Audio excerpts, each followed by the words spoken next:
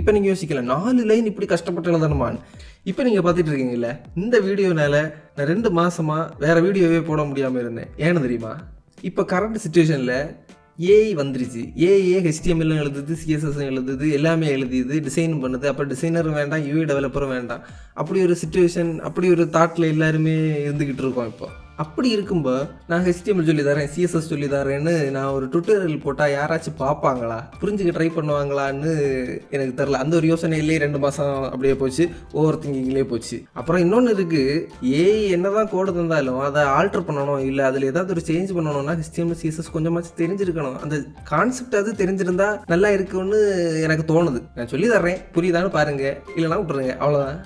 இப்போ ஹெச்டிஎம்எல்னு பார்த்தீங்கன்னா ஒரு வீடு கட்டுறாங்கன்னு வச்சுக்கோங்க. அந்த வீடு கட்டுறப்போ ஃபஸ்ட்டு பேஸ்மெண்ட் போடுறது, அதுக்கப்புறம் பில்லர் நாட்டுறது, பில்லர் நாட்டி இந்த இடத்துல பாத்ரூமு, இந்த இடத்துல கிச்சனு, இந்த இடத்துல ஹாலு, இப்படி பிளான் பண்ணி ஒரு ஸ்ட்ரக்சரை ரெடி பண்ணி வச்சு செங்கல் எல்லாம் வச்சு கட்டி முடிச்சுட்டாங்க. இதுதான் என்னது ஹெச்டிஎம்எல், அதாவது ஸ்ட்ரக்சர் வருத்தி வச்சுருக்காங்க. இது அதில் சிஎஸ்எஸ்னா என்னென்னா, இப்போ கட்டியாச்சு, கட்டி முடிச்சுக்கிட்டு சிமெண்ட் வச்சு பூசிக்கிட்டு இந்த வளைச்சி பூசுறது, அதுக்கப்புறம் என்ன கலர் பெயிண்ட் அடித்தா நல்லா இருக்கும்னு வைக்கிறது, அதுக்கப்புறம் என்ன கலர் லைட்டு எங்கே வச்சா அழகாக இருக்கும்னு பார்க்குறது, அதுக்கப்புறம் அது மாதிரி இந்த அழகுபடுத்துகிற விஷயங்கள் எல்லாமே என்னென்னா சிஎஸ்எஸ். சரியா? அடுத்து ஜாவா ஸ்கிரிப்ட்னா என்ன? ஜாவா ஸ்கிரிப்ட் நம்ம பார்க்க போகிறது இல்லை. ஜாவா ஸ்கிரிப்ட்னா என்னென்னா சும்மா தெரிஞ்சு வச்சுக்கோங்க. சுவிட்ச் போட்டால் லைட் எரியணும், டேப் திறந்தால் தண்ணி வரணும், இப்படிப்பட்ட அந்த ஃபங்க்ஷனல் இந்த ஒர்க்ஸ் எல்லாம் நடக்குது இல்லை, இதுதான் வந்து ஜாவா ஸ்கிரிப்ட். அதாவது ஃபங்க்ஷனாலிட்டி எல்லாம் நடக்கிறது ஜாவா ஸ்கிரிப்ட், அழகுபடுத்துறது சிஎஸ்எஸ், ஸ்ட்ரக்சரை ஏற்றி வைக்கிறது ஹெச்டிஎம்எல். இப்போ நம்ம ஃபிக்மாவில் ஒரு வெள்ளை பாக்ஸ் இருக்குது, அதாவது நம்ம ஃப்ரேம், அந்த ஃப்ரேமுக்குள்ளாடி ஒரு கருப்பு பெட்டி இருக்குது. இதை வந்து நம்ம எப்படி ஹெச்டிஎம்எல் சிஎஸ்எஸ்ல கன்வெர்ட் பண்ணுறதுன்னு பார்ப்போம். சரியா? ஈஸியாக சொல்லி தரேன். இப்போ இதை பாருங்கள், லெஃப்ட் சைடில் இருக்கிறது ஹெச்டிஎம்எல், நடுவில் இருக்கிறது சிஎஸ்எஸ், ரைட் சைடில் இருக்கிறது அவுட்புட். இந்த ஹெச்டிஎம்எல்லையும் சிஎஸ்எஸ்ஸையும் வச்சு கட்டின விஷயத்தை அவுட்புட் பார்க்குறது தான் இந்த க்ரோமில் ஓப்பன் பண்ணி வச்சுருக்கேன். ஓகேவா? இப்போ நான் ஆல்ரெடி கொஞ்சம் செட் பண்ணி வச்சுருக்கிறேன். என்னது? பாடி. இது இந்த வெள்ளை ஸ்பேஸ் இருக்குல்ல, அது வந்து பாடி. அந்த பாடிக்கு வந்து பேக்ரவுண்ட் கலர் இது இருக்கணும், அதுக்கு டிஸ்பிளே ஃப்ளெக்ஸ், இப்படி கொஞ்சம் விஷயம் இருக்குது, அதெல்லாம் செட் பண்ணி வச்சுருக்கேன். அதை வந்து நம்ம டீட்டெயிலாக பார்க்கும்போது பார்த்துக்கலாம். இப்போ ஜஸ்ட்டு படித்து மட்டும் பார்ப்போம். இப்போ எனக்கு வந்து ஒரு பெட்டி வரையணும்னா எப்போவுமே இந்த பாடி டேக்குக்கு உள்ளே தான் வரையணும். ஹெச்டிஎம்எல்லை பொறுத்த வரைக்கும் இப்போ அது ஒரு வெப்சைட் எதாக இருந்தாலும் நம்ம வெப்பு எடுத்துக்கிட்டோம்னாலே எல்லாமே பாக்ஸாக தான் பார்க்கணும். ஓகேவா? இப்போ அதே மாதிரி இங்கே பண்ணுவோமா, என்ன பண்ணனாலும் இந்த பாடிக்குள்ளே தான் பண்ணணும், பாடிக்குள்ளே பண்ணால் தான் நமக்கு அவுட்புட்டில் தெரியும். ஓகே? இப்போ நம்ம ஒரு பெட்டி பண்ணுவோம். பெட்டி பண்ணுறதுக்கு நான் ஃபஸ்ட்டு என்ன பண்ணுறேன்னா டிஐவின்னு போட்டு ஓப்பன் பண்ணி க்ளோஸ் பண்ணிக்கிறேன். இது வந்து என்னென்னா, இப்போ நான் செலக்ட் பண்ணி வச்சுருக்கேன் பாருங்கள், இது வந்து ஓப்பன் டேகு, இது வந்து க்ளோஸ் டேக். ஐயோ மாறிப்போச்சு. இது வந்து ஃபஸ்ட்டில் இருக்கிறது ஓப்பன், செகண்டில் இருக்கிறது க்ளோஸ். இப்படி க்ளோஸ் பண்ணால் தான் ஒர்க் ஆகும். சரியா? இப்போ தான் ஒரு பெட்டி ஃபார்ம் ஆகிருக்கு. இப்போ இந்த பொட்டிக்கு நம்ம ஒரு பேர் கொடுக்கணும். என்ன பேர் கொடுப்போம்? நம்ம என்ன பண்ணணும், எப்படி பேர் கொடுக்கணும்னா CLASS ஈக்குவல் போட்டுட்டு உள்ளாடி இந்த பெட்டிக்கு நம்ம என்ன பேர் கொடுக்கணும் போட்டுப்போம். PETTI. நான் பெட்டின்னே போட்டுக்கிறேன். சரியா? இப்போ இந்த பெட்டி நம்ம இதை சேவ் பண்ணிவிட்டு எங்கள் அவுட்புட்டில் பார்ப்போம். பெட்டி வரல, அது நம்ம கண்ணுக்கு தரல. ஏன்னா நம்ம இங்கே ஹெச்டிஎம்எல்ல மட்டும்தான் எழுதியிருக்கிறோம், அதுக்கு ஸ்டைல் எதுவுமே பண்ணல. இப்போ பெட்டி இங்கே வந்துருச்சுன்னு நான் எப்படி சொல்கிறேன்னா, இப்போ இன்ஸ்பெக்ட் பண்ணிவிட்டு இங்கே பாருங்கள், இங்கே கிளிக் பண்ணுறேன், இந்த பாடிக்கு பாருங்கள், இந்த பாடிக்குள்ளாடி தான் என்ன இருக்குது வந்திருக்கு, பெட்டியும் வந்திருக்கு. இந்த பெட்டியை நான் மவுஸ் ஹோவர் பண்ணும்போது இங்கே ரைட் சைடில் பாருங்கள், அந்த பெட்டின்னு வந்திருக்கு 0x0 இருக்குது. ஃபஸ்ட்டு வேல்யூ வந்து விட்த்து, செகண்ட் வேல்யூ வந்து ஹைட்டு, சேம் ஃபிக்மா மாதிரி தான். சரியா? சரி, இப்போ இந்த பெட்டிக்கு நம்ம ஒரு உருவம் கொடுப்போம். அப்போ நம்ம என்ன பண்ணுவோம், ஃபிக்மாவுக்கு போயிட்டு இந்த பெட்டியை கிளிக் பண்ணிவிட்டு பார்ப்போம். விட்த் வந்து 100, ஹைட்டும் 100.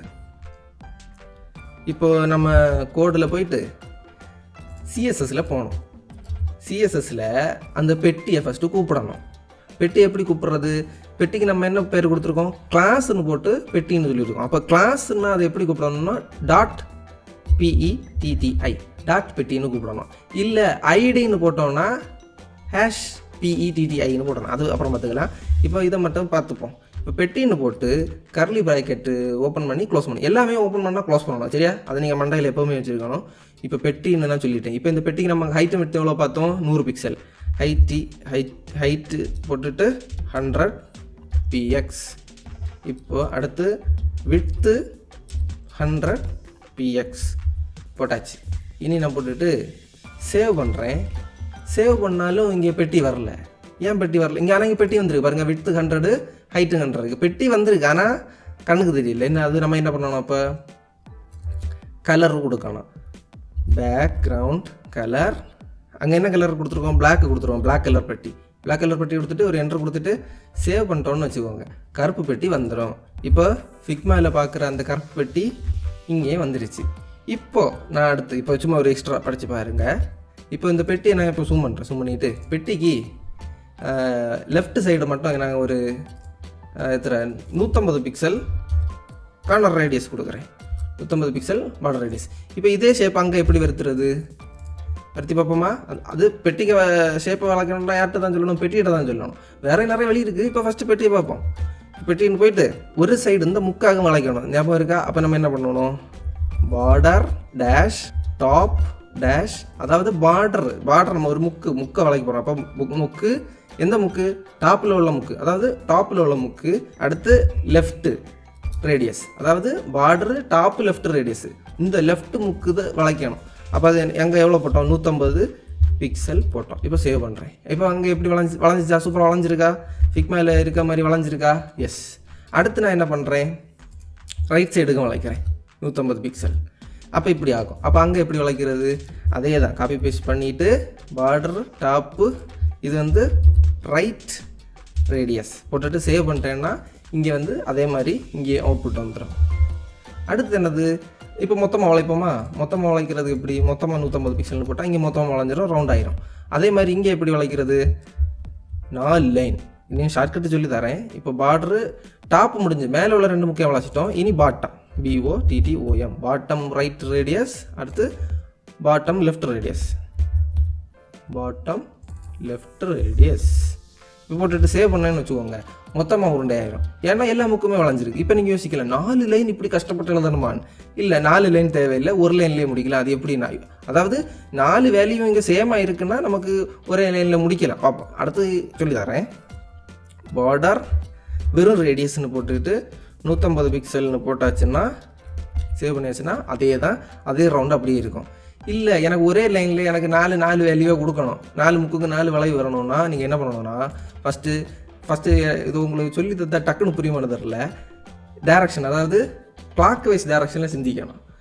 லெஃப்ட்டு, அதாவது top left, top right, bottom right, bottom left, இந்த டேரக்ஷனில் வரணும். லெஃப்ட்டில் தொடங்கி, டாப் லெஃப்ட்டில் தொடங்கி டாப் ரைட்டு, பாட்டம் லெஃப்ட், இப்படி வரணும். அப்போது இதை நீங்கள் யோசிக்க கொஞ்சம் கஷ்டமாக இருக்குன்னா நீங்கள் என்ன பண்ணணும்னா, பார்டர் ரேடியஸ்னு போட்டுட்டு எல்லாமே சேம் பிக்சல் போடணும். 4 முக்கு இருக்குல்ல, அதனால் 4 முக்குக்கும் சேம் பிக்சல் போடணும், 150 பிக்சல். இப்போ போட்டுட்டு சேவ் பண்ணிங்கன்னா இங்கே பாருங்கள், 4 முக்கு 4 வளைஞ்சிருச்சு. இப்போது நீங்கள் ஒவ்வொரு வேல்யூவாக வேணும்னா மாற்றி பாருங்கள். இப்போ இது வந்து டாப் லெஃப்ட் ரேடியஸ், இது வந்து டாப் ரைட் ரேடியஸ், இது வந்து bottom right radius, bottom left. இப்போ எனக்கு இந்த பாட்டம் ரைட், அதாவது இந்த ஃபிக்மாவில் பாருங்கள், இந்த எட்ஜு இந்த 150 பிக்சல் இருக்குது பார்த்தீங்களா, இதை வந்து எனக்கு 50ன்னு மாற்றணும். இதை நான் எப்படி இந்த ஃபிக்மாவில் இருக்கிற அதே இடத்துக்கு மாற்றுவோமா? எப்படின்னா இதை வந்து 50 பிக்சல்னு மாற்றுறேன், சேவ் பண்ணுறேன். அந்த இடம் மட்டும் 50 பிக்சல் ஆச்சு, மற்றதெல்லாம் 150 பிக்சலில் இருக்குது. ஓகே, பார்டர் ரேடியஸுக்கு கதை இது. அதுக்கப்புறம் இங்கே பிளாக்குன்னு கொடுக்கலாம், க்ரீனுன்னு கொடுக்கலாம். அதுக்கப்புறம் இல்லை எனக்கு ஹெக்ஸ் வேல்யூ தான் தெரியும்னா நீங்கள் ஹெக்ஸ் வேல்யூவும் கொடுத்துக்கலாம். இப்போது ஹெக்ஸ் வேல்யூ என்னது, ஹேஷு தெரியலையே, ஹெச்பி எப்படி ஒரு வேல்யூ இருக்கா பார்ப்போமா? சரி, ஐயோ அப்படி ஒரு வேல்யூ இல்லை, ஹெச்பி அப்படி ஒரு இல்லை. நம்ம இங்கே என்ன பண்ணுவோம், ஹெக்ஸ் வேல்யூ நமக்கு தெரியுமா, ஒரு நீளம் எடுப்போம். இங்கே இருந்தால் இருக்குது ஹெக்ஸ் வேல்யூ 18, 30, 91. காப்பி பண்ணுறேன், அங்கே போயிட்டு பேஸ்ட் பண்ணுறேன், பேஸ்ட் பண்ணிவிட்டு சேவ் பண்ணுறேன். அதே நீல கலர் இங்கே வந்துருச்சு. சரியா? அடுத்து இல்லை, இது ஹெக்ஸ் வேல்யூ மட்டும் இல்லை, எனக்கு RGB வேல்யூ கொடுக்கணும். அப்போ என்ன பண்ணலாம், RGB ப்ராக்கெட் போட்டுட்டு என்ன பண்ணணும், RGBனா ரெட்டு, க்ரீன், ப்ளூ, அந்த வேல்யூஸு இங்கேயும் கிடைக்கும், நமக்கு ஃபிக்மாலையும் கிடைக்கும். இந்த ஹெக்ஸை மாற்றிட்டு RGB பார்த்தாச்சுன்னா 20, இப்போ 24, 48. இப்போ இதில் நான் வந்து ஒரு பச்சை கலர் கொடுக்குறேன். பச்சை கலர் இந்த இதில் வந்து 25, 91, 1 அதே இங்கே கொடுக்கணும். 25, 91, 3 போட்டுட்டு சேவ் பண்ணால் அந்த பச்சை இங்கே வரும். இதில் எனக்கு ஒப்பாசிட்டி ஆட் பண்ணணும், அதாவது இது கொஞ்சம் கண்ணாடி தன்மையாக இருக்கணும். இப்போ நான் இதில் வந்து எனக்கு இது கொஞ்சம் கண்ணாடி ஆகணும்னா, இப்போ கண்ணாடி ஆக்கிட்டேன் ஃபிக்மாவில். இந்த 49 இருக்குது பாருங்கள், இதை வந்து இங்கே பர்சன்டேஜில் இருக்குது. நம்ம இங்கே எப்படி பண்ணணும்னா RGB ஏன்னு கூட போடலாம், ஆல்ஃபா அந்த வேல்யூ என்னவாக இருக்கும்னா அந்த ஒப்பாசிட்டி வேல்யூவாக இருக்கும். கம்மா போட்டு ஸ்பேஸ் போட்டு 0லேருந்து 1 வரை. 0னா ஒப்பாசிட்டி 0, 1னா ஒப்பாசிட்டி ஃபுல். இந்த ரெண்டுக்கு இடையில 0.1 0.2 இதெல்லாம் வந்து ஒப்பாசிட்டி அட்ஜஸ்ட் பண்ணுறோம். அப்போ நான் இதில் 0.5ன்னு போட்டுட்டு சேவ் பண்ணுறேன். ஒப்பாசிட்டி கம்மியாயிருச்சு. ஓகே, இப்போ நான் இதை வேணால் கண்ட்ரோல் செட் அடித்து காட்டுறேன். ஒப்பாசிட்டி கூடும் பாருங்கள். சேவ் பண்ணுறேன், ஒப்பாசிட்டி கூடுச்சு. ஓகே, இன்றைக்கி இவ்வளோ போதும்னு நினைக்கிறேன் இந்த வீடியோவில். உங்களுக்கு புரியுதா? உங்களுக்கு இந்த இப்போ பெட்டின்னு போட்டு நான் காமிக்கிறது, அதுக்கப்புறம் நான் இதுக்கு மேலே பேரண்ட் அம்மாக்குள்ளே இருக்கிற பெட்டி, அடுத்து அந்த அம்மாக்குள்ளே இருக்கிற பெட்டி இந்த கலரில் இருக்கணும்னு சொல்கிறது சிஎஸ்எஸில், இப்படிப்பட்ட விஷயங்களெல்லாம் பார்க்குறது உங்களுக்கு புரியுமான்னு எனக்கு தெரியல. நீங்கள் கமெண்ட் பண்ணுங்கள். உங்கள் கமெண்ட்டை வச்சுக்கிட்டு தான் நான் இதுலேருந்து ஒரு ஃபீட்பேக் எடுத்துக்கிட்டு இது வீடியோ இனி கண்டினியூ பண்ணணுமா இல்லை வேறு ஃபிக்மாலே போகணுமா அதை நான் பார்த்துக்கலாம். ஓகே, நீங்கள் மெயினாக கமெண்ட் பண்ணுங்கள், லைக் பண்ணுங்கள், உங்கள் ஃபீட்பேக்கை சொல்லுங்கள். அதுக்கப்புறம் நான் வந்து நிறைய நாளாக வீடியோ போடலை, அதனால என்ன சேனல்லே நல்லா டவுன் ஆகிட்டு. அது ஏன்னா நான் வீடியோ போட்டுட்டு தான் இருந்தேன். நான் பெய்டு மெம்பரில் போட்டுட்டு இருந்தேன். அதாவது ஒரு கோர்ஸ் கிரியேட் பண்ணி நான் ஃபுல்லாக க்ரியேட் பண்ணிட்டேன். அந்த கோர்ஸ்னால தான் எனக்கு சேனல் டவுன் ஆயிடுச்சு. ஏன்னா அந்த கோர்ஸ் போட்டது நிறைய பேருக்கு தெரியாது. சரியா? சரி, அப்படி ஒரு கோர்ஸ் இருக்குது, செக் பண்ணி பாருங்கள். லிங்க்கு இங்கே எங்கேயாவது கொடுக்குறேன், ட்ரை பண்ணி பாருங்கள். ஓகே.